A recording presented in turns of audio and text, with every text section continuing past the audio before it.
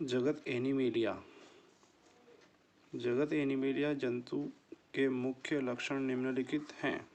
Number 1, इस जगत के जीव बहुकोशिकीय, यानी इनका शरीर एक से अधिक कोशिकाओं से मिलकर बना होता है, बहुकोशिकीय होते हैं, विषमपोषी होते हैं, भोजन के लिए दूसरों पर निर्भर रहते हैं, अर्थात ये अपना भोजन स्वयं नहीं बना सकते, और यूकैरियोटिक होते हैं, यानी एक विकसित प्रकार की कोशिका पाई जाती है। इन्हें मेटाजोन्स भी कहते हैं। इस जगत के जीव बहुकोशिकीय, विषमपोषी और यूकैरियोटिक कोशिका वाले होते हैं। इन्हें मेटाजोन्स भी कहते हैं। नंबर 2, इनकी कोशिका में कोशिका भित्ति नहीं पाई जाती है। जबकि हमने पढ़ा था कि प्लांटी जगत में जीवों के शरीर के चारों तरफ कोशिका भित्ति पाई जाती है, जिसके कारण उनका शरीर कठोर होता है। जंतुओं के अंदर कोशिका भित्ति का अभाव होता है। नंबर 3, इनमें गति और प्रचलन होता है, अर्थात ये गति कर सकते हैं, एक जगह से दूसरी जगह गमन कर सकते हैं। नंबर 4, लवक नहीं पाया जाता है, इनमें क्लोरोप्लास्ट का अभाव होता है, अर्थात ये अप्रकाश संश्लेषी जीव हैं। लवक की अनुपस्थिति के कारण ये अप्रकाश संश्लेषी जीव होते हैं। नंबर 5, इनमें प्राणी समभोजी पोषण पाया जाता है, अर्थात यह भोजन को ठोस पदार्थों के रूप में निगल कर ग्रहण करते हैं। नंबर 6, पारिस्थितिकी की दृष्टि से इस जगत के जीव उपभोक्ता की श्रेणी में आते हैं, कंज्यूमर्स के रूप में आते हैं, पदार्थों का उपभोग करते हैं। नंबर 7, कुछ निम्न श्रेणी के जीवों को छोड़कर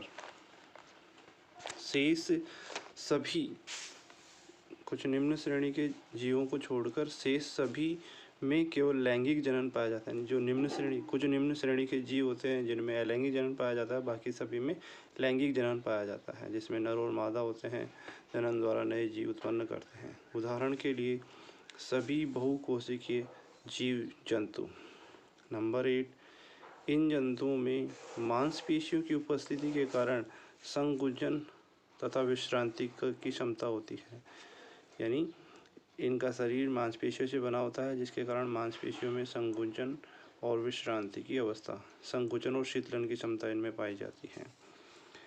9th पॉइंट है, इन जंतुओं में कुछ समूह परजीवी स्वभाव के होते हैं, अर्थात दूसरों के शरीर में रह कर के जीवन यापन करते हैं, जैसे टेप वर्म, राउंड वर्म आदि।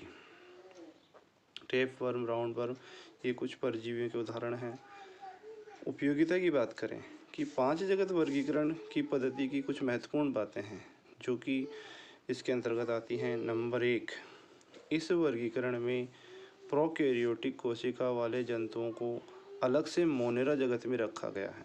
प्रोकैरियोटिक कोशिका वाले जंतुओं को अलग से मोनेरा जगत में रखा गया है, जो एक उपलब्धि है।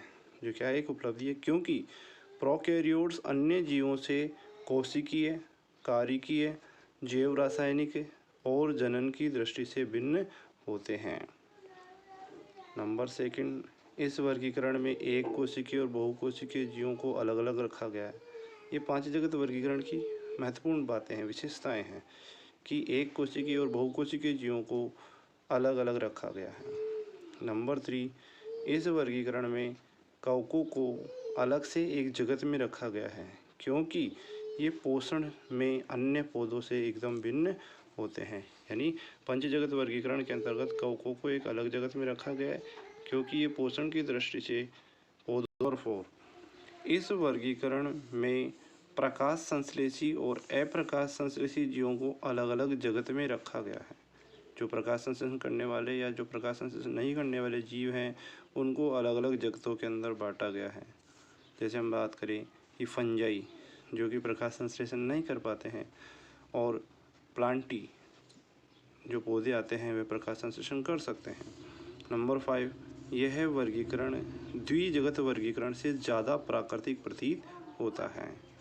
नंबर 6, यह वर्गीकरण जैव संगठन और पोषण विधि पर आधारित है, इसलिए विकास के क्रम को प्रदर्शित करता है। यह जो वर्गीकरण है वह जैव संगठन और पोषण की विधि पर आधारित है, इसलिए यह विकास के क्रम को प्रदर्शित करता है।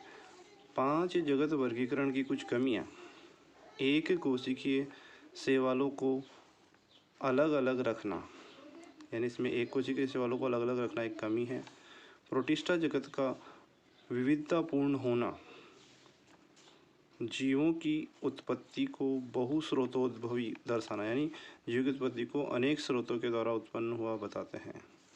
विषाणु को स्थान निश्चित न होना, पंचजगत वर्गीकरण के अंतर्गत विषाणु का स्थान निश्चित नहीं है। मिलते जुलते गुणों वाले जीवों को दूर रखा जाना।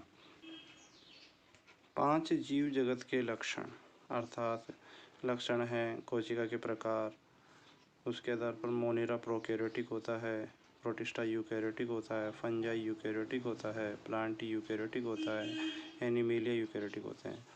कोशिका भित्ति के आधार पर मोनेरा के अंदर सेल्यूलोज रहित अर्थात बहुसर्कराइड और एमिनो अम्लों से मिलकर बनी होती हैं। प्रोटिस्टा के अंदर कोशिका भित्ति कुछ में उपस्थित होती हैं, फंजाई में उपस्थित सेल्यूलोज रहित होती हैं, यूकैरियोट्स में उपस्थित जो प्लांटी होते हैं उनमें कोशिका भित्ति उपस्थित सेल्यूलोज सहित सेल्यूलोज पाया जाता है, एनिमेलिया में अनुपस्थित होती है। केंद्रक झिल्ली मोनेरा में अनुपस्थित, प्रोटिस्टा में उपस्थित, फंजाई में उपस्थित, प्लांटी में उपस्थित, एनिमेलिया में उपस्थित। काय संरचना के आधार पर मोनेरा कोशिकीय, फंजाई बहुकोशिकीय अदृढ़ उत्तकों से बने होते हैं, प्लांटी उत्तक और अंग तथा एनिमेलिया उत्तक अंग अंगतंत्र। पोषण की विधि के आधार पर मोनेरा स्वयं पोषी, रसायन संश्लेषी, प्रकाश संश्लेषी तथा परपोषी, मृतपोषी या परजीवी हो सकते हैं। इसी प्रकार प्रोटिस्टा स्वयं पोषी होते हैं जिनमें प्रकाश संश्लेषी या परपोषी हो सकते हैं। फंजाई जो है परपोषी, मृतपोषी और परजीवी होते हैं। प्लांटी स्वयं पोषी, प्रकाश संश्लेषी। एनिमेलिया परजीवी प्राणी, समभोजी, मृतोपजीवी। प्रजनन की विधि के आधार पर संयुग्मन, मोनेरा जगत में संयुग्मन विधि द्वारा, प्रोटिस्टा में युग्मक संलयन एवं संयुग्मन, फंजाई, प्लांटी और एनिमेलिया में निषेचन विधि के द्वारा प्रजनन होता है। इस प्रकार हमने 5 जगत वर्गीकरण का अध्ययन किया। अगर ये वीडियो आपको अच्छा लगा हो तो लाइक और शेयर ज़रूर करें। धन्यवाद।